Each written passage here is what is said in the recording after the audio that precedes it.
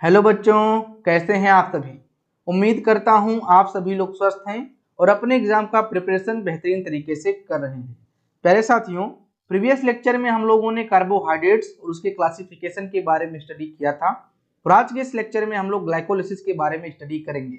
यहाँ पे हम लोग जानेंगे कि ग्लाइकोलिसिस क्या होता है, ग्लाइकोलिसिस कितने स्टेप से होकर गुजरते हैं और इसमें कितने एंजाइम्स इन्वॉल्व होते हैं और लास्ट में हमें ये पता चलेगा कि एक ग्लाइकोलिसिस के साइकिल से हमें कितने एटीपी या फिर कितनी ऊर्जा की प्राप्ति होती है। तो फ्रेंड्स, ग्लाइकोलिसिस को पढ़ने से पहले हमें ये जानना जरूरी है कि मेटाबॉलिज्म क्या होता है। तो सबसे पहले यहाँ पे हमें ये जानना है कि मेटाबॉलिज्म क्या होता है और ये मेटाबॉलिज्म कितने प्रकार के होते हैं। तो फ्रेंड्स, अगर मैं बात करूँ मेटाबॉलिज्म की, तो मेटाबॉलिज्म आपका एक प्रकार का प्रोसेस होता है जिसमें आपके बायोमॉलिक्यूल का कन्वर्जन होता है। अब ये कन्वर्जन कहाँ से होगा? एक फॉर्म से दूसरे फॉर्म में इनका कन्वर्जन होगा, यानी कि कुछ बड़े मॉलिक्यूल या फिर कहिए कुछ कॉम्प्लेक्स मॉलिक्यूल क्या होंगे, कन्वर्ट होंगे आपके सिंपल मॉलिक्यूल में। किसमें? आपके सिंपल मॉलिक्यूल में। और यहाँ पे कुछ सिंपल मॉलिक्यूल आपके कन्वर्ट होंगे आपके कॉम्प्लेक्स मॉलिक्यूल में। तो ये दोनों जो प्रक्रिया है क्या कहलाता है? दोनों प्रक्रिया ही आपका मेटाबॉलिज्म कहलाता है।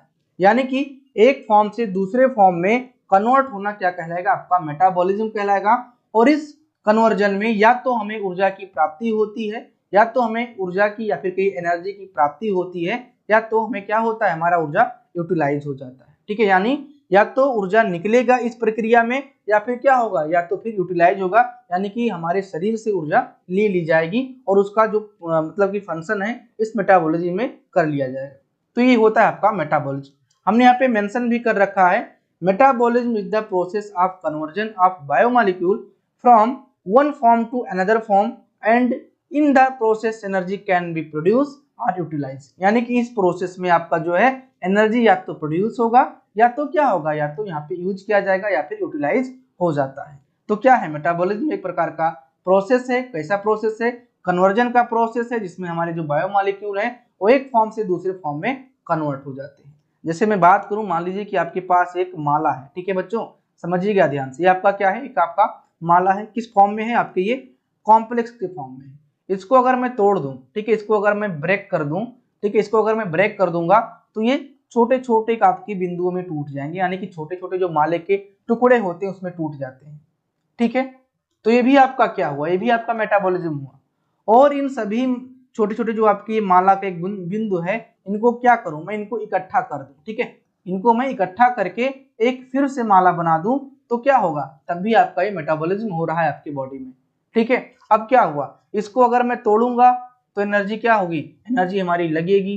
ठीक है, और इसको मैं क्या करूंगा? इसको ऐड करूंगा तो सॉरी, इसको अगर मैं तोड़ रहा हूं तो कहीं ना कहीं एनर्जी मुझे मिलेगी, और इसको मैं इन सभी को इकट्ठा करके फिर से नया एक मॉलिक्यूल बनाऊंगा तो कहीं ना कहीं एनर्जी का क्या होगा? एनर्जी का हमें मतलब कि यूटिलाइज हो जाएगा। ठीक है, यहाँ पे प्रोड्यूस होगा, यहाँ से प्रोड्यूस होगा और यहाँ से यूटिलाइज हो जाएगा। ठीक है, ये डिपेंड करता है कि कौन सी आपका यहाँ पे मेटाबॉलिज्म हो रहा है। ठीक है, इस पे इतना विशेष नहीं ध्यान देना है, किसमें एनर्जी मिल रहा है, कहाँ पे नहीं मिल रहा है, ये मैं आपको आगे बताऊंगा। लेकिन बस आपको समझना है कि आपका मेटाबॉलिज्म होता क्या है।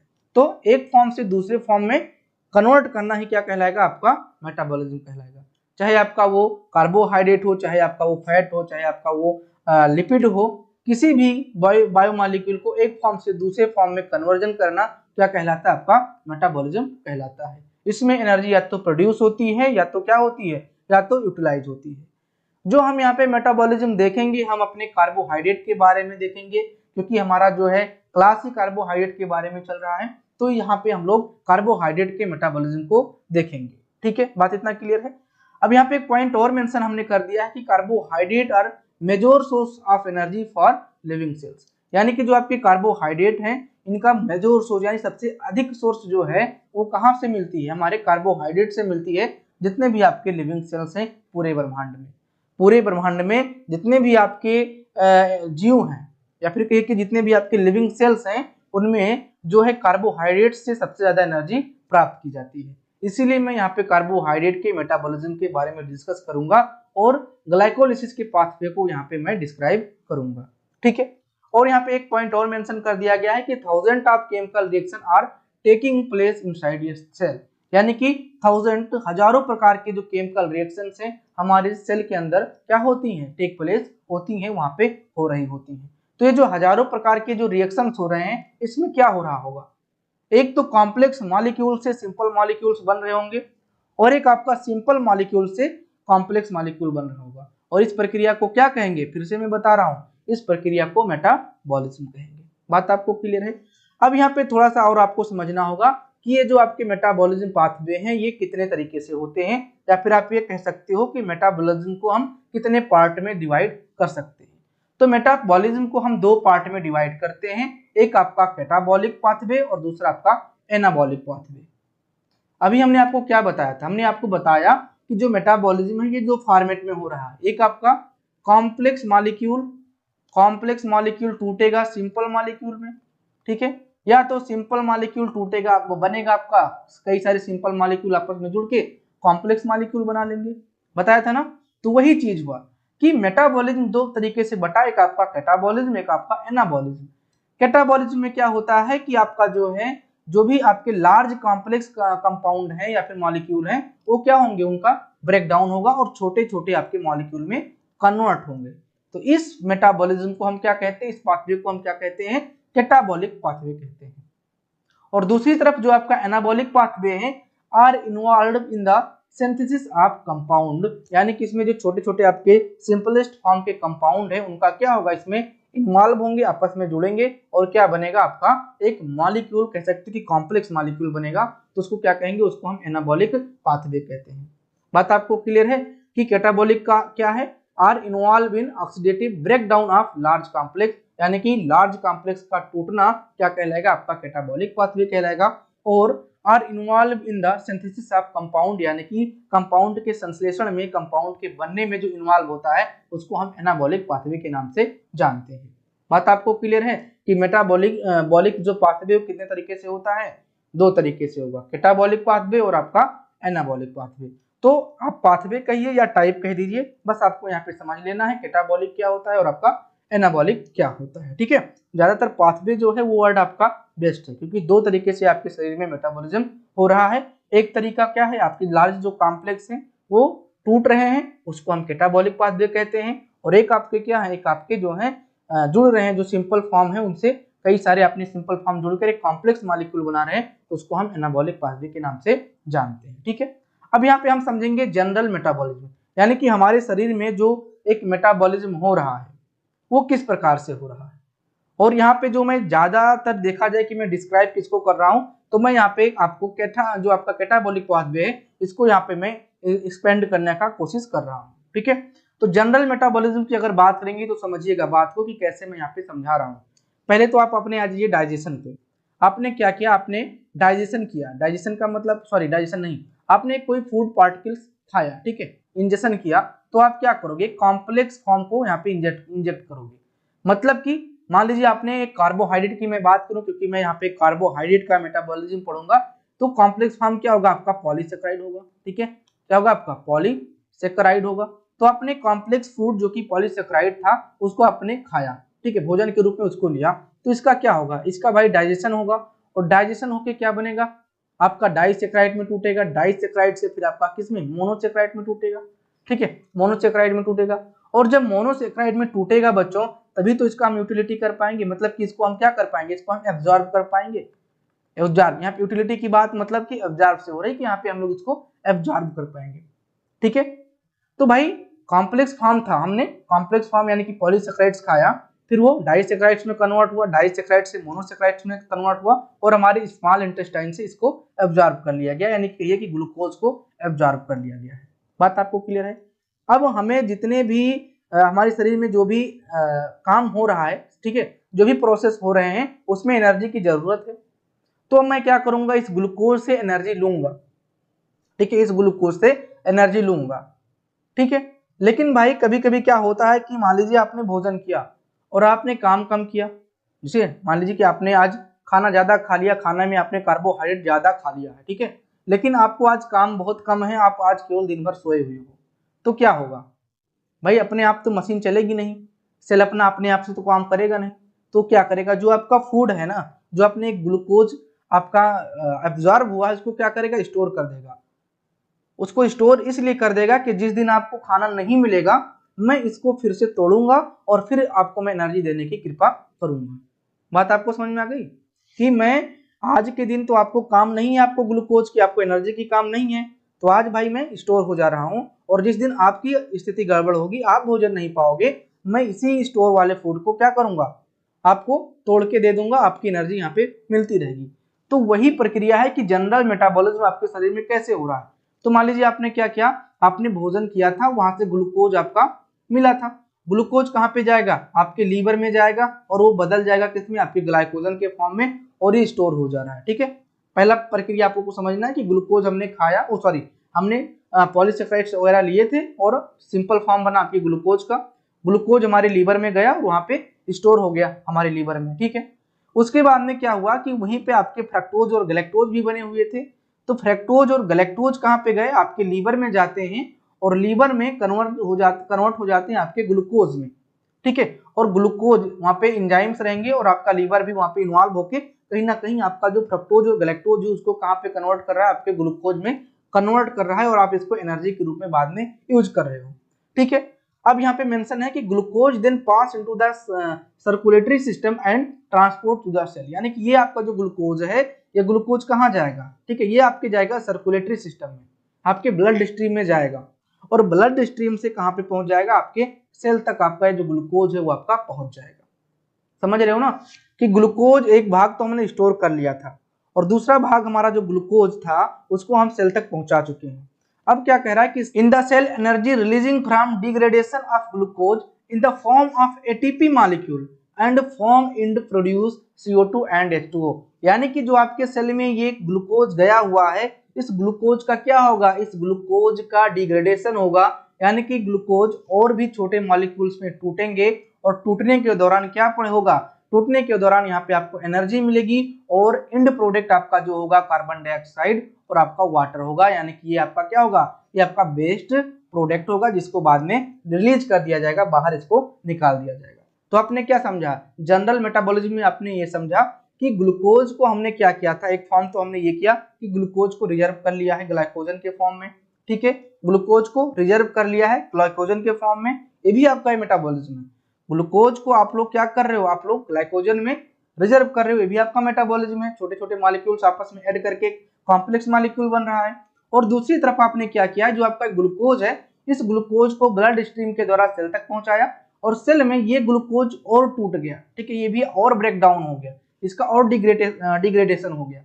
ठीक है, ब्रेक डाउन ना कह के डिग्रेडेशन कहिएगा, कि यहाँ पे ग्लूकोज का और डिग्रेडेशन हुआ, और वहां पे क्या हुआ, वहां पे एनर्जी जो है वो रिलीज हुआ, और साथ साथ में कुछ एंड प्रोडक्ट भी बने, जैसे कि कार्बन डाइऑक्साइड और आपका H2O, यानी कि आपका पानी वहां पे रिलीज हो जाता है। तो इस तरह से दो मेटाबॉलिज्म आप लोग देख पा रहे हैं, एक आपका क्या हो रहा है, एक आपका फॉर्म ऑफ कॉम्प्लेक्स क्रिएट हो रहे हैं, और आपका एक फॉर्म ऑफ कॉम्प्लेक्स जो है वो आपका टूट कर अपने सिंपल फॉर्म में कन्वर्ट हो रहा है। बात आपको क्लियर है। अब यहाँ पे हमने एक चार्ट के माध्यम से, या फिर कहिए कि एक आपकी जो स्टेप है, इस स्टेप के माध्यम से समझाने की कोशिश किया हूँ कि कैसे आपके जनरल मेटाबॉलिज्म होते हैं आपके कार्बोहाइड्रेट के। ठीक है, तो ग्लूकोज की अगर बात करूंगा तो ग्लूकोज का क्या होगा, ग्लाइकोलिसिस होगा। ठीक है, ग्लूकोज का आपका क्या होगा, ग्लाइकोलिसिस होगा, जो कि फर्दर आप सारे स्टेप्स को भी कवर करोगे।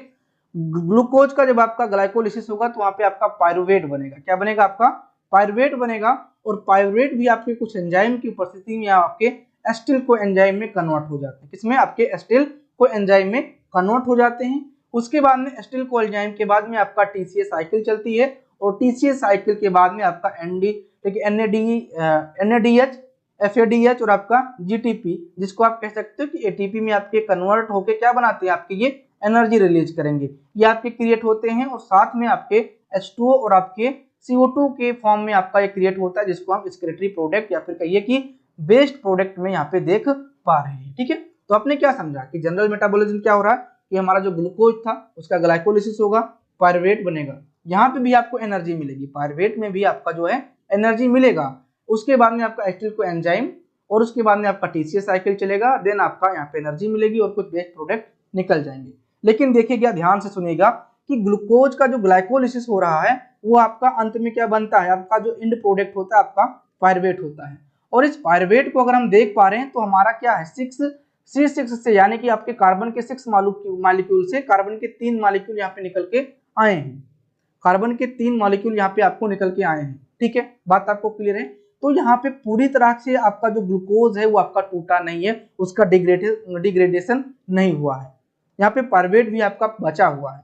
अब इस पायरुवेट का फिर से मेटाबॉलिज्म यहाँ पे स्टार्ट होता है और वो आपका जो साइकिल है आपके TCA साइकिल में चलती है और देन आपके H2O और आपके कार्बन डाइऑक्साइड जो कि वेस्ट प्रोडक्ट के रूप में निकल के आते हैं। तो यहाँ पे अगर हम देखें तो TCA साइकिल के दौरान हमें सबसे ज्यादा जो एनर्जी है वो यहाँ पे देखने को मिलती है और अगर कंपेयर करें अपने पायरुवेट में तो थोड़ा सा कम एनर्जी यहाँ पे देखने को मिलता है। लेकिन दोनों साइकिल को, यानी कि एक हम ग्लाइकोलिसिस साइकिल पढ़ेंगे, देन उसके बाद में हम लोग TCA साइकिल को कवर करेंगे, क्योंकि दोनों साइकिल को अगर एक ही में ही पढ़ेंगे तो हम बहुत यहाँ पे कंफ्यूज हो जाएंगे और हमें कभी भी लर्न नहीं होगा। ठीक है, बात आपको क्लियर है। अब अगला जो पॉइंट आपको यहाँ पे क्लियर करना है वो आपको major pathway of carbohydrate metabolism, यानी कि कौन कौन से आपके जो मेजर पाथवे हैं आपके कार्बोहाइड्रेट के मेटाबॉलिज्म की, जो कि आपके देखे जाते हैं। तो कार्बोहाइड्रेट मेटाबॉलिज्म के जो मेजर पाथवे हैं ये आपके 4 से 5 होते हैं। ठीक है, 4 से 5 में आपका क्या होगा, कुछ में तो आपका कैटाबॉलिज्म होगा, कुछ में आपका एनाबॉलिज्म होगा। ठीक है, बात आपको क्लियर है। तो सबसे पहला जो आपका यहाँ पे कार्बोहाइड्रेट का मेटाबॉलिज्म होता है वो क्या होता है, आपका ग्लाइकोलिसिस होता है। ग्लाइकोलिसिस में क्या होता है, the oxidation of glucose to pyruvate and lactase, यानी कि हमारे ग्लूकोज का क्या होता है, ऑक्सीडेशन होता है और यहाँ पे क्या बनेगा, आपका पायरुवेट बनेगा या फिर आपका क्या बनेगा, लैक्टेट बनेगा। मैं भी आपको बताऊंगा कि कब पायरुवेट बनता है और आपका कब लैक्टेट बनता है। तो इसको क्या कहेंगे, इसको हम ग्लाइकोलिसिस के नाम से जानते हैं। किसके नाम से, ग्लाइकोलिसिस के नाम से यहाँ पे हम लोग जानते हैं। फिर उसके बाद में आपका ग्लाइकोजेनेसिस, क्या, ग्लाइकोजेनेसिस। ग्लाइकोजेनेसिस में क्या हो रहा है, the formation of glycogen from glucose, यानी कि ग्लूकोज से ग्लाइकोजन बन रहा है तो उसको क्या कहते हैं, उसको हम ग्लाइकोजेनेसिस कहते हैं, यानी कि सिंपल मॉलिक्यूल से, ठीक है, सिंपल मॉलिक्यूल से कॉम्प्लेक्स मॉलिक्यूल का यहाँ पे फॉर्मेशन हो रहा है। क्या, कॉम्प्लेक्स मॉलिक्यूल का फॉर्मेशन हो रहा है। और ग्लाइकोलिसिस में क्या हो रहा है, कॉम्प्लेक्स मॉलिक्यूल कहिए, कॉम्प्लेक्स मॉलिक्यूल से क्या हो रहा है, इसका सिंपल मॉलिक्यूल में आपका ये टूट रहा है। ठीक है, मतलब कि बड़े मॉलिक्यूल, ग्लूकोज क्या है 6 कार्बन का है और आपका जो पायरुवेट बनेगा आपका 3 कार्बन का बनेगा, मतलब कि 6 से 3 बन रहा है, तो बड़े कंपाउंड से छोटे कंपाउंड में, छोटे मॉलिक्यूल में आपके ये टूट रहे हैं। तो ग्लाइकोलिसिस क्या हुआ, आप लोग अब समझिएगा कि ग्लाइकोलिसिस एनाबॉलिज्म हुआ या फिर आपका कैटाबॉलिज्म हुआ। ठीक है, अब अपने दिमाग में आपको बैठा हो कि कौन सा एनाबॉलिज्म हुआ और कौन सा आपका यहाँ पे कैटाबॉलिज्म है। ठीक है, अब यहाँ पे चलिए दिखाई देता हूँ कि आपको कौन सा हुआ, क्योंकि आपको कंफ्यूज यहाँ पे नहीं होना है कि कौन सा हमारा एनाबॉलिज्म हुआ, कौन सा हमारा यहाँ पे कैटाबॉलिज्म हुआ। ठीक है, देखो कैटाबॉलिज्म में क्या हो रहा था, हमारा जो ब्रेक डाउन हो रहा था, हमारे जो लार्ज कॉम्प्लेक्स है उनका ब्रेक डाउन हो रहा है, और एनाबॉलिक में क्या होगा, एनाबॉलिक में लार्ज कंपाउंड का फॉर्मेशन होता है। तो बच्चों ये थोड़ा सा अपने दिमाग में बैठाना है, अगर मैं बार बार इसको बताता रहूंगा कि हाँ नहीं ये हुआ तो आपको लर्न नहीं होगा। अपने दिमाग से कुछ काम करिएगा तब जाके आपको ये लर्न हो जाएगा। ठीक है, कि क्या हुआ आपका एनाबॉलिज्म, क्या हुआ आपका कैटाबॉलिज्म। ठीक है, अगला आपका जो एक मेजर पाथवे है आपके कार्बोहाइड्रेट का, ये आपका होता है, इसको कहते हैं ग्लाइकोजेनोलाइसिस। ग्लाइकोजेनोलाइसिस में क्या होता है, break down of glycogen to glucose, यानी कि जो आपका एक कॉम्प्लेक्स फॉर्म बना था आपके लीवर में स्टोर था ग्लाइकोजन, इससे सिंपल फॉर्म में आपका ये टूटेगा। ठीक है, तो आपका ये होगा, किसको क्या कहेंगे, इसको हम कहेंगे ग्लाइकोजिनोलाइसिस। क्या कहेंगे, ग्लाइकोजिनोलाइसिस कहेंगे, कि ग्लाइकोजन का ग्लूकोज में टूटना क्या कहलाता है, ग्लाइकोजिनोलाइसिस। ये सब टर्म जो है बच्चे बहुत ही इंपॉर्टेंट टर्म है। ठीक है, ये आपके एग्जाम में पूछे जाते हैं, तो लर्न कर लो, यहीं पे समझ लो, यहाँ पे कंफ्यूजन आपको नहीं रखना है। एक आपका चौथा जो आपका मेजर पाथवे होता है उसको कहते हैं ग्लूकोनियोजेनेसिस। ग्लूकोनियोजेनेसिस, देखो ग्लूको का मतलब क्या हो जाता है, आपकी ग्लूकोज से हो जाता है, न्यू का मतलब आपके न्यू यानी कि नया से हो जाता है, और जेनेसिस का मतलब क्या हो जाता है, सिंथेसिस से हो जाता है। क्या हो जाता है आपके, सिंथेसिस कहिए या फिर फॉर्मेशन कहिए। ठीक है, फॉर्मेशन कहिए। तो इसमें होता क्या है ग्लूकोनियोजेनेसिस में, synthesis of glucose from non carbohydrate precursors, यानी कि जो नॉन कार्बोहाइड्रेट की प्रिकर्सर्स हैं वहां से हमारा जो है ग्लूकोज का सिंथेसिस होता है, जिसको क्या कहते हैं, इसको हम ग्लूकोनियोजेनेसिस, यानी कि नई जगह से हमारे ग्लूकोज का सिंथेसिस हो रहा है, उसको क्या कहते हैं, ग्लूकोनियोजेनेसिस कहते हैं। ठीक है, जैसे कि अमीनो एसिड ग्लिसरॉल, यहाँ से अगर हमारे ग्लूकोज का फॉर्मेशन होगा तो इसको हम ग्लूकोनियोजेनेसिस कहते हैं। बात आपको क्लियर है बच्चों।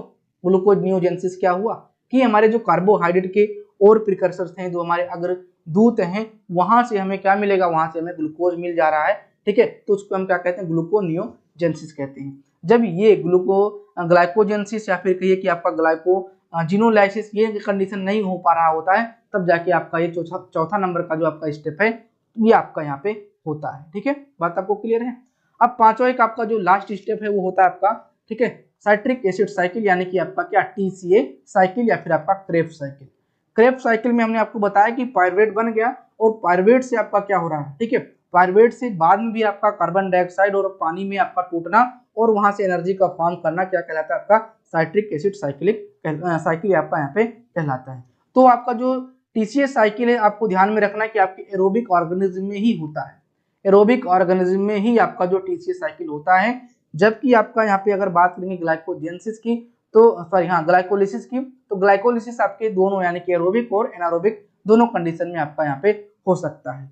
तो क्रेब्स साइकिल या फिर TCA साइकिल एरोबिक कंडीशन में ही होता है, और जो आपका, ठीक है, ग्लाइकोलिसिस है, ठीक है, वो आपका कहाँ पे होगा, आपके एरोबिक और एनारोबिक दोनों कंडीशन में हो सकता है। बात आपको क्लियर है। Derived from carbohydrate fat proteins into ATP and carbon dioxide, यानी कि आपका जो TCA साइकिल से आपके कार्बोहाइड्रेट में आपके फैट और आपके प्रोटीन इन सभी में आपका ये कंडीशन हो रहा है और वहां से आपको एनर्जी मिलता है और आपके जो है कुछ वेस्ट प्रोडक्ट आपके कार्बन डाइऑक्साइड के रूप में निकल जाते हैं। बात आपको क्लियर है। एक और इम्पॉर्टेंट यहाँ पे पॉइंट है कि आपका जो ये ग्लाइकोलिसिस है ये कहाँ पे होता है, ग्लाइकोलिसिस आपका कहाँ पे होता है, तो glycolysis take place in all cell of the body, यानी कि ग्लाइकोलिसिस सभी प्रकार के सेल में होते हैं और जो रिएक्शन होता है वो कहाँ पे, आपके साइटोप्लाज्म में, यानी कि सेल के कहाँ पे, साइटोप्लाज्म में आपका जो है डन होता है। मान लीजिए आपका क्या है, आपका ये न्यूक्लियस है, ठीक है, ये आपका क्या है, आपका न्यूक्लियस है और ये आपका पार्ट जो है आपके क्या है, आपके साइटोप्लाज्म है, ठीक है बच्चों, साइटोप्लाज्म है। तो साइटोप्लाज्म में ही जो आपका है क्या होता है, आपका ग्लाइकोलिसिस यहाँ पे होता है। तो ये बहुत ही इंपॉर्टेंट टर्म है कि साइट ऑफ ग्लाइकोलिसिस कहाँ पे है, तो आपका क्या रहेगा, आपके सेल के साइटोप्लाज्म में। ठीक है, बात आपको क्लियर है। अब अगले क्लास में हम आपको बताएंगे कि TCA साइकिल आपकी कहाँ पे होती है। ठीक है, ग्लाइकोलिसिस आपके साइटोप्लाज्म में होता है, सेल के साइटोप्लाज्म में होता है, और मैं TCA साइकिल जो है आपकी कहाँ पे होती है ये मैं नेक्स्ट वाले लेक्चर में जब मैं आपको TCA साइकिल पढ़ाऊंगा तो यहाँ पे मैं आपको बताऊंगा। ठीक है, अब आइए, इतना तक तो आपने जो पढ़ा, अभी तक जो आपने टॉपिक पढ़ा, जो भी बिंदु आपने देखे वो कहीं ना कहीं मेटाबॉलिज्म के इर्द गिर्द घूम रहा था। ठीक है, कि मेटाबॉलिज्म कितने प्रकार के हुए, ग्लाइकोलिसिस में क्या हुआ, ग्लाइकोलिसिस का क्या डेफिनेशन हो सकता है, ग्लाइकोलिसिस कहाँ पे हो रहा है, हमारे सेल के किस भाग में हो रहा है, ये सब आपका हो गया। अब हम लोग ग्लाइकोलिसिस के जो मेन स्टेप्स हैं उनको यहाँ पे पढ़ने वाले हैं, और ये स्टेप क्या है आपके, बहुत ही इंपॉर्टेंट है। इनको मैं कहूंगा कि लर्न करना है तो हाँ बिल्कुल आपको लर्न करना है, एक बार में नहीं लर्न हो रहा है, 2 बार में करिए, 3 बार में करिए, स्टेप को समझ के करिए, कॉन्सेप्ट को क्लियर करके समझिए। ठीक है, ऐसे मत लर्न करिएगा कि आज मैं कर लिया कल मैं भूल गया, बस थोड़ा सा 2-3 बार आपको इसको देखना पड़ेगा, कॉपी में लिखना पड़ेगा, तब जाके आपको लर्न होगा।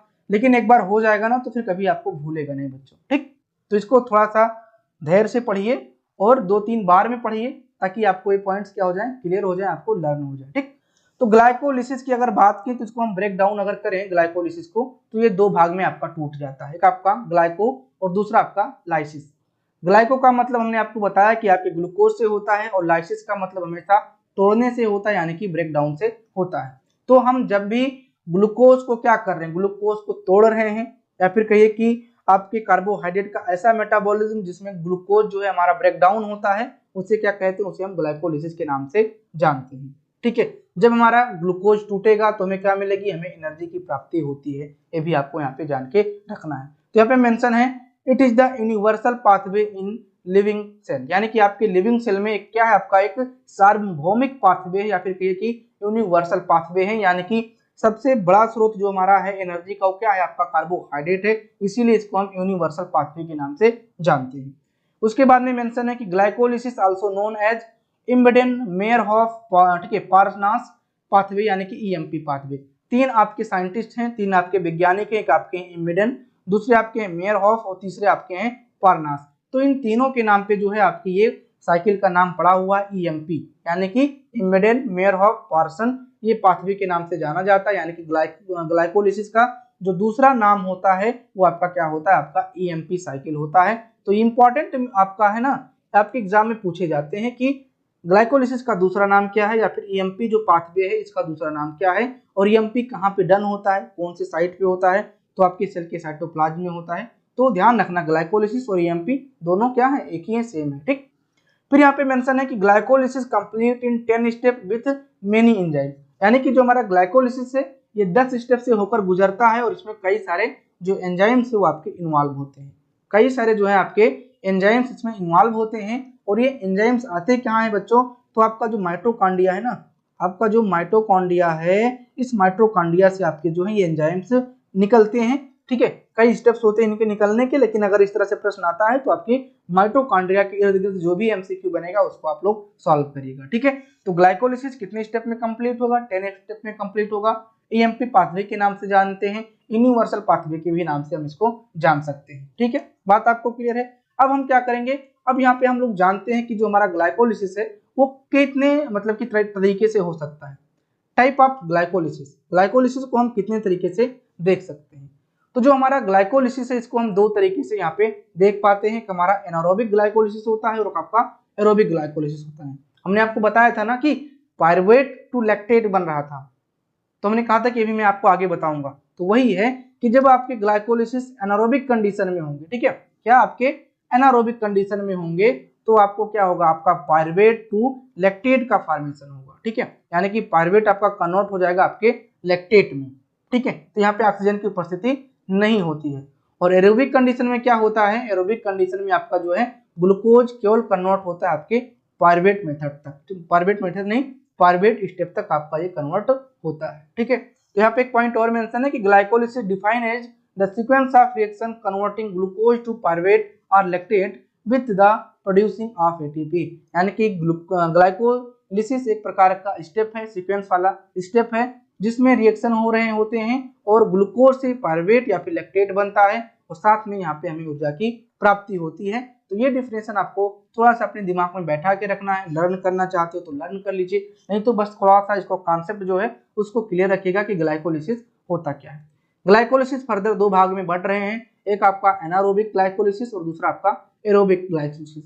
अगर हमारे शरीर में ऑक्सीजन की मात्रा है तो हम क्या कहेंगे, तो हमें इसे एरोबिक ग्लाइकोलिसिस के अंतर्गत रखना है, जहां से ग्लूकोज केवल आपके पायरुवेट में कन्वर्ट हो जाता है और एनर्जी मिल जाती है।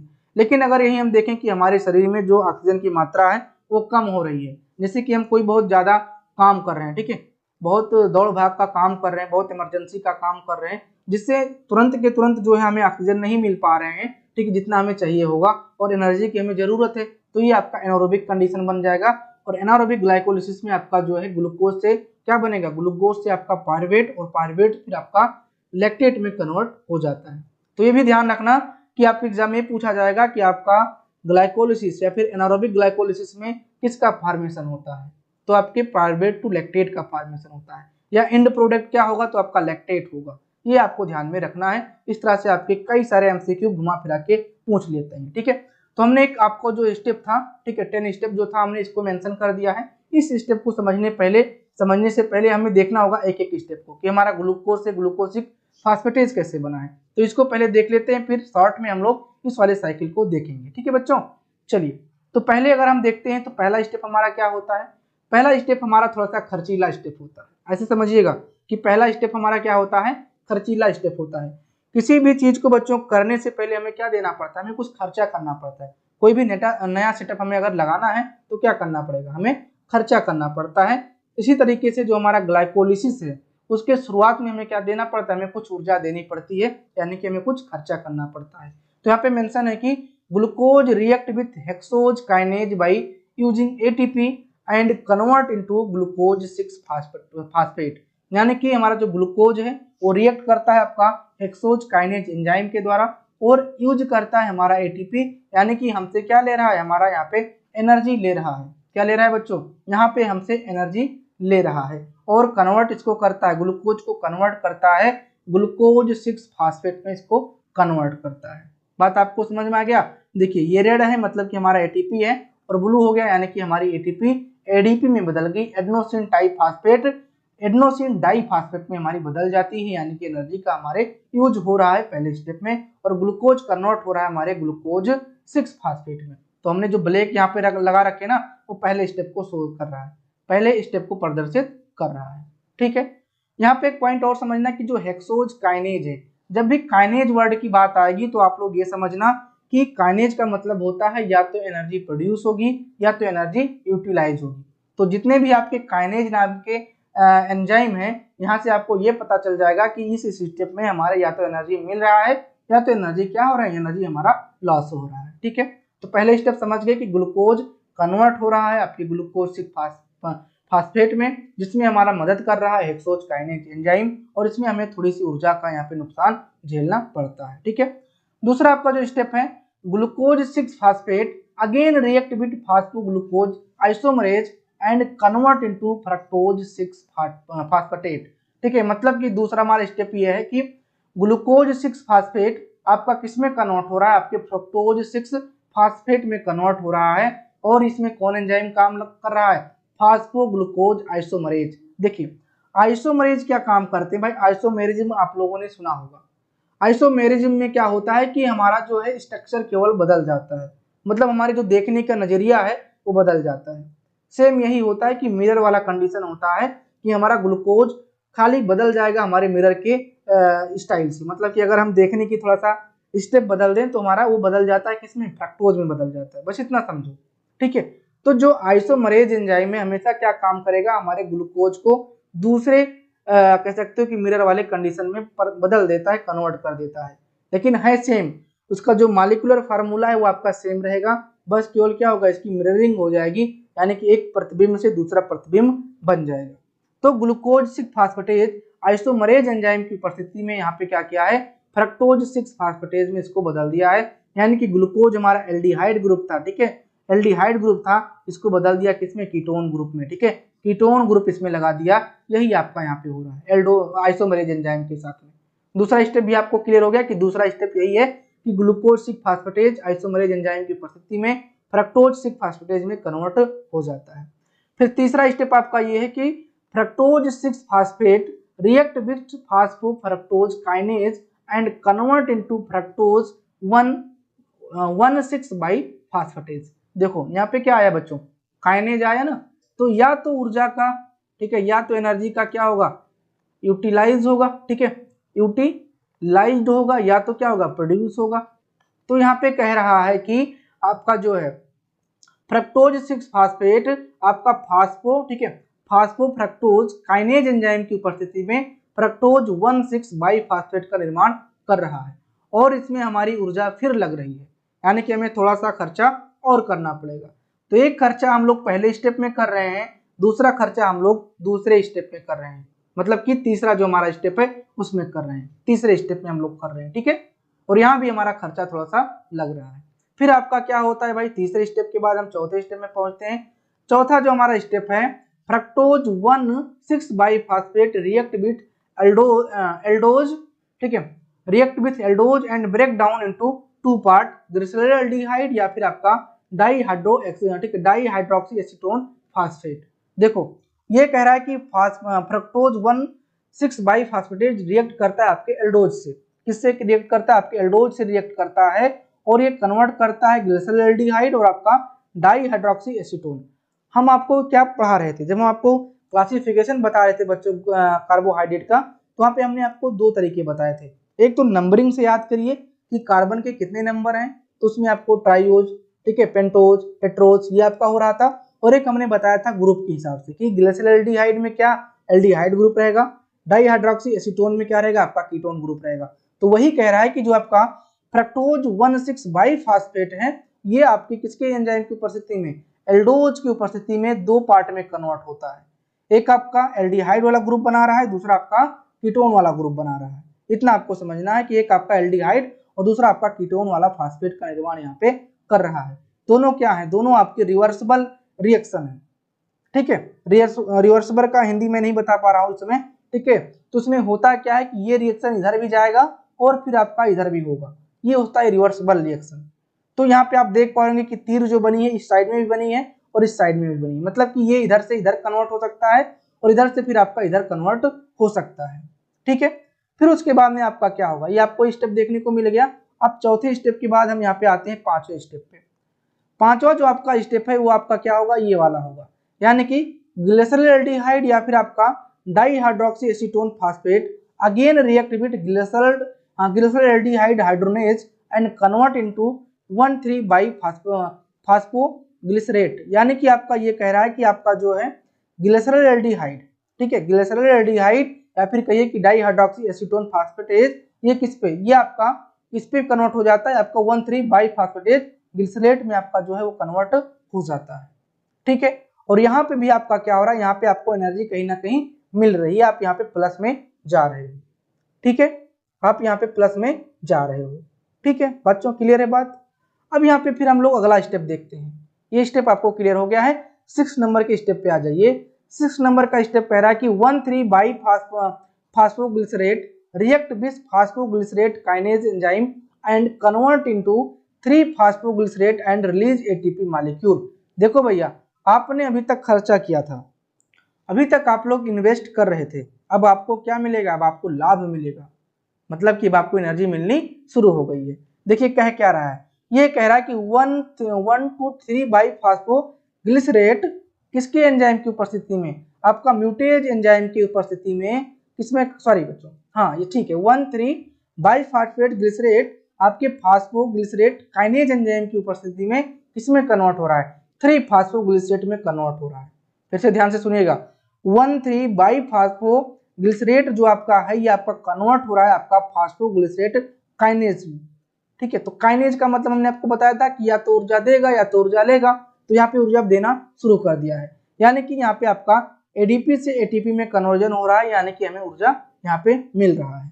बात आपको क्लियर हो गया है कि यहाँ पे कैसा कंडीशन हो रहा है, फास्फोग्लिसरेट काइनेज एंजाइम क्या काम कर रहा है, 13 बाई फास्फोग्लिसरेट को कन्वर्ट कर रहा है 3 फास्फोग्लिसरेट में, ठीक है। तो 6 स्टेप में भी हम लोग अपना काम कर लिए हैं। अब अगला आपका 7 नंबर का स्टेप है, ये कह रहा है कि 3 phosphoglycerate react with phosphoglycerate म्यूटेज and convert into 2 phosphoglycerate, यानी कि आपका 3 फास्फोग्लिसरेट रिएक्ट करता है फास्फोग्लिसरेट म्यूटेज से, यानी कि इस म्यूटेज एंजाइम की उपस्थिति में 3 फास्फोग्लिसरेट कन्वर्ट होता है 2 फास्फोग्लिसरेट में, यानी कि 3 फास्फोग्लिसरेट थे, फिर आपके टूट गए हैं 2 फास्फोग्लिसरेट में, यानी कि कहीं ना कहीं ब्रेक डाउन अभी भी चल रहा है, ठीक है, क्लियर है। तो म्यूटेज एंजाइम अपना 3 से 2 कर दिया फास्फोग्लिसरेट को, 7 नंबर का स्टेप क्या हो गया, एंड हो गया। अब देखते हैं 8 नंबर के स्टेप को। 8 नंबर के स्टेप में आपका हो रहा है कि 2 phosphoglycerate react with enolase and it convert into phospho, ठीक है, इनोल पायरुवेट, यानी कि आपका 2 फास्फो इनोलेज एंजाइम की उपस्थिति में फास्फोफिनॉल पायरुवेट में आपका कन्वर्ट यहाँ पे हो रहा है, ठीक है। हाँ फास्फो यहाँ पे फिनॉल होगा बच्चों, ठीक है, फास्फोफिनॉल होगा, ठीक, फिनॉल होगा। तो 2 फास्फोग्लिसरेट रिएक्ट विथ, ठीक है, enolase enzyme and react into, या फिर sorry in convert into phosphoenol pyruvate में आपका कन्वर्ट हो जाता है। अब हम देखते हैं अपने अगले स्टेप को। 9 स्टेप भी आपका काइनेज वाले एंजाइम यहाँ पे लग रहे हैं, फास्फोफिनॉल, ठीक है, phosphoenol pyruvate react with pyruvate kinase, kinase आ गया ना, pyruvate kinase and it convert into pyruvate and also produce ATP, यानी कि उसके बाद में आपका पायरुवेट कन्वर्ट हो जाता है, पायरुवेट बन जाता है, और क्या मिल जाती है हमें, फिर से एनर्जी यहाँ पे मिल जाती है, एडीपी से आपका 2 एडीपी से आपका क्या मिला, आपको यहाँ पे एटीपी मिल रहा है। तो एक एटीपी यहाँ खर्चा हो रहा था, एक एटीपी यहाँ पे खर्चा हो रहा था, 2 एटीपी यहाँ पे हमें खर्च हो रहे थे, और मिल कितने रहे हैं, अभी मैं आपको इनके बारे में बता रहा हूँ कि कितने आपको मिल रहे हैं, बिल्कुल परेशान नहीं होना है, ठीक है, बिल्कुल आपको परेशान नहीं होना है बच्चों, ठीक। तो 9 स्टेप आपको समझ में आ गया कि पायरुवेट हमारा कैसे बना हुआ है। अब आप लोग कहोगे कि सर 9 स्टेप ही बताए हो, अरे भैया हम आपको 10 बताए हैं। 1 स्टेप ग्लूकोज से, कहाँ से, ग्लूकोज से आपका ग्लूकोज 6 फास्फेट 2, फिर 3 से 4, 4 से आपका 5, 5 से 6, 6 से 7, 7 से 8, 8 से 9, 9 से 10। तो ये टोटल यहाँ से लेकर यहाँ तक का स्टेप जो है आपका 10 स्टेप में आपका कन्वर्ट हो जाता है। तो 10 स्टेप का यही मतलब हुआ कि ग्लूकोज से लेकर पायरुवेट बनने के स्टेप को हम क्या कहेंगे, 10 स्टेप में आपका ये पूर्ण हो जाता है। बात आपको क्लियर है। तो मैं आपको क्या बता दूं, एक बार मैं आपको दोबारा बता देता हूं, क्या साइकिल बता देता हूं, ठीक है, साइकिल ही बता देता हूं, दूसरा वाला साइकिल मैं आपको क्लियर करने की कोशिश करूंगा। हमें लग रहा है कि आपको ये साइकिल इतनी अच्छी तरीके से विजिबल नहीं है स्क्रीन पे जब आप लोग इसको देख रहे हो रिकॉर्डेड क्लास को, तो ऐसा करिए कि मैं आपको बताने की कोशिश तो कर रहा हूँ, एक बार इसको पीडीएफ आप लोग ओपन करिएगा और फिर समझ लीजिएगा, ठीक हो। चलो उसी को मैं बता देता हूँ, इसको क्यों बताऊं भाई, जहाँ पे समझ में ना आए इसी को समझ लो। सबसे पहले आपका क्या हुआ, ग्लूकोज जो आपका था वो ग्लूकोज सेल में पहुंचेगा आपके, और सेल में पहुंचने के बाद आपका ग्लूकोकाइनेज एंजाइम वहां पे मिलेंगे। ग्लूकोकाइनेज एंजाइम आपके ग्लूकोज 6 फास्फेट में कन्वर्ट करेंगे। ग्लूकोज 6 फास्फेट में कन्वर्ट होने तक आपका 1 एटीपी यहाँ पे खर्चा हो जाता है। फिर आपका ग्लूकोज 6 फास्फेट आपका आइसोमरेज एंजाइम की उपस्थिति में आपके आइसोमेरिज्म का काम करेगा, यानी कि आपका जो स्ट्रक्चर है उसको बदलने का काम करेगा। इसको करेगा आपके फ्रक्टोज 6 फास्फेटेज में। फ्रक्टोज 6 फास्फेटेज में आपका फिर काइनेज एंजाइम लगा, यानी कि फास्फो, ठीक है, फास्फो फ्रक्टोज काइनेज एंजाइम लगा हुआ है। तो यहाँ पे फिर हमारा एनर्जी जो है आपका ले लिया जाता है एक एटीपी के फॉर्म में, तो ये बदल जाता है आपका फ्रक्टोज 6 बाइफास्फेटेज में। फ्रक्टोज 6 बाइफास्फेटेज आपका एल्डोज एंजाइम की उपस्थिति में दो कन्वर्जन करता है। एक आपका डाइहाइड्रोक्सी एसीटोन फास्फेट बनाता है और दूसरा आपका ग्लिसरॉल्डिहाइड 3 फास्फेट का निर्माण करता है। ठीक है, दोनों ही आपके क्या है, दोनों आपके सेम एंजाइम है, बस इनका कीटोन और आपके एल्डिहाइड ग्रुप का फर्क होता है, ये आपके रिवर्सिबल होते हैं। तो जो जो रिवर्सिबल है उनको याद कर लेना। यहाँ से फ्रक्टोज 6 बाइफास्फेटेज से डाइहाइड्रोक्सी एसीटोन फास्फेट, ये आपका रिवर्सिबल है, इसको ध्यान में रखना है। ठीक, उसके बाद में आपका ठीक है ग्लिसरॉल्डिहाइड 3 फास्फेट जो है आपका कन्वर्ट होता है 1,3 बाइफास्फेट ग्लिसरॉल्डिहाइड में। फिर उसके बाद में आपका यहाँ पे फास्फोग्लिसरलेट काइनेज एंजाइम लगते हैं और आपका जो है यहाँ पे एनर्जी आपको मिलती है, यानी कि आपके कौन से स्टेप में 1 2 3 4 5 6 7 वाले स्टेप पे आपको एनर्जी मिल रही होती है। 7 वाले स्टेप में आपको एनर्जी यहाँ पे क्या हो रही है, आपकी यहाँ पे मिल रही है। ठीक है, उसके बाद में आपका जो है फास्फेटेज ग्लिसरॉल्डिहाइड से आपका म्यूटेज एंजाइम और करके फास्फोग्लिसरेट बनाता है और फास्फोग्लिसरेट से आपका एनोलेज एंजाइम यहाँ पे वर्क करके आपका फास्फोफिनॉल पायरुवेट बनाता है। यहाँ पे ध्यान रखना 3 फास्फोग्लिसरेट को कन्वर्ट करता है म्यूटेज एंजाइम 2 फास्फोग्लिसरेट में। ठीक है, फिर एनोलेज आपका फास्फोफिनॉल पायरुवेट में कन्वर्ट किया, 2 को 1 में कन्वर्ट किया और फिर आपका 2 से यानी कि फास्फोफिनॉल पायरुवेट से आपका क्या बन जाएगा, आपका यहाँ पे पायरुवेट बन जाएगा, presence of pyruvate kinase enzyme. ठीक है, तो यहाँ तक कि आपकी जो है एनर्जी यहाँ पे मिल रही है। अब मैं आपको दिखाता हूँ कि किस प्रकार से आपको यहाँ पे एनर्जी मिली है। ठीक है, देखो ग्लाइकोलिसिस आपका यहाँ पे डन हुआ। ठीक है सर, डन हो गया, लास्ट स्टेज में हमें पायरुवेट बन गया है। ठीक है, क्लियर। तो टोटल एटीपी का जो फॉर्मेशन होता है आपके 10 एटीपी का यहाँ पे फॉर्मेशन होता है। टोटल 10 एटीपी का फॉर्मेशन आपके यहाँ पे होता है पूरे ग्लाइकोलिसिस स्टेप में, जिसमें आप लोग 2 एटीपी को क्या कर रहे यूज कर ले रहे हो, पहले और तीसरे स्टेप में 2 एटीपी यूज कर लेते हो। तो हमको क्या करना है, 10 में से 2 घटा देना है, 10 में से 2 बच्चों हमें यहाँ पे रिमूव कर देना है। तो नेट एटीपी जो गेन होती है, यानी कि टोटल जो हमें एटीपी की प्राप्ति होती है, कितने 8 एटीपी की हमें प्राप्ति होती है। कितने एटीपी की, 8 एटीपी की हमें लास्ट में जो है आपकी प्राप्ति हो जाती है। तो 2 एटीपी आपने क्या किया, 2 एटीपी आपने यहाँ पे यूज किया है और आपका यहाँ पे 8 एटीपी आपको क्या हो गया है, वो आपको मिल गया है। ठीक है, 8 एटीपी आपको क्या हुआ है, आपको यहाँ पे मिल गया है। तो ध्यान रखना एग्जाम में जो पूछा जाता है कि ग्लाइकोलिसिस प्रोसेस में आपको कितने एटीपी आप लोग यूज करते हो, तो 2 एटीपी हम लोग यूज करते हैं। नेट जो हमारा गेन होता है 8 होता है और टोटल जो हमें एटीपी का फॉर्मेशन होता है 10 एटीपी का फॉर्मेशन यहाँ पे होता है। बात आपको क्लियर है। तो ये बहुत इंपॉर्टेंट है बच्चों, बहुत इंपॉर्टेंट है, ये नोट कर लेना। एंजाइम नहीं लर्न कर पा रहे हो, एक बार में नहीं याद हो रहा है, ठीक है, 2 बार में याद होगा, 3 बार में याद होगा, लेकिन ये आपको एक बार में ही लर्न हो जाने चाहिए बच्चों। ठीक है, ये आपको एक ही बार में यहाँ पे कवर हो जाने चाहिए कि कितने एटीपी का फॉर्मेशन हुआ और कितना यहाँ पे यूटिलाइज हुआ और नेट गेन हमारा यहाँ पे कितना हुआ। ठीक है, ये आपको क्लियर है। तो बच्चों इसका जो पीडीएफ नोट्स है ये आपको एप्लीकेशन पे तो मिल ही जाएगा। मैं ये कहना चाह रहा हूँ कि इसमें मुझे कोई खास रिवीजन अब करने की जरूरत नहीं है, हम इसको बारीकी से आपको समझाने की कोशिश किए हैं, एक एक स्टेप को समझाने की कोशिश किए हैं। अगर आपको ये क्लास एक बार में समझ में नहीं आ रहा है तो यही रिक्वेस्ट रहेगा कि 2 बार देखिए, 3 बार देखिए, स्लो मोड में करके देखिए, लेकिन इसको देखिए और पॉइंट्स को लर्न कर लीजिए। तो यहाँ पे आपको एक पॉइंट और ध्यान देना है कि यहाँ पे जो हम लोग पढ़े ये पायरुवेट का हमारा फॉर्मेशन हो गया है, यहीं पे हमें एनर्जी क्या हुई है, मिल गई है। तो हमने एक साइकिल को पूरा कर लिया है। अब हमने क्या करना है कि पायरुवेट से हमें एसिटिल को एंजाइम में कन्वर्ट करके टीसीएस साइकिल को कवर करनी है, क्योंकि टीसीएस साइकिल में हमें ज्यादा एनर्जी मिलती है और यहीं से हमारे बेस्ट प्रोडक्ट क्या होते हैं, निकलते हैं।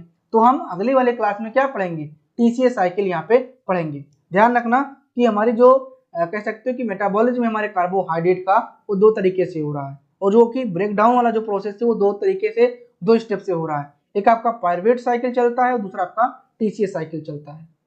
ठीक है, ग्लूकोज से पायरुवेट बनने को ग्लाइकोलिसिस कहते हैं और एसिटिल को एंजाइम से एनर्जी का फॉर्मेशन और वेस्ट प्रोडक्ट का निकल जाना टीसीएस साइकिल के अंतर्गत आता है। क्रेब्स साइकिल के नाम से इसको हम जानते हैं। ठीक है, तो ठीक है बच्चों, आज के लिए इतना ही, मिलेंगे नेक्स्ट लेक्चर में। तब तक के लिए अपना ख्याल रखिए, स्वस्थ रहिए, मस्त रहिए। Thank you.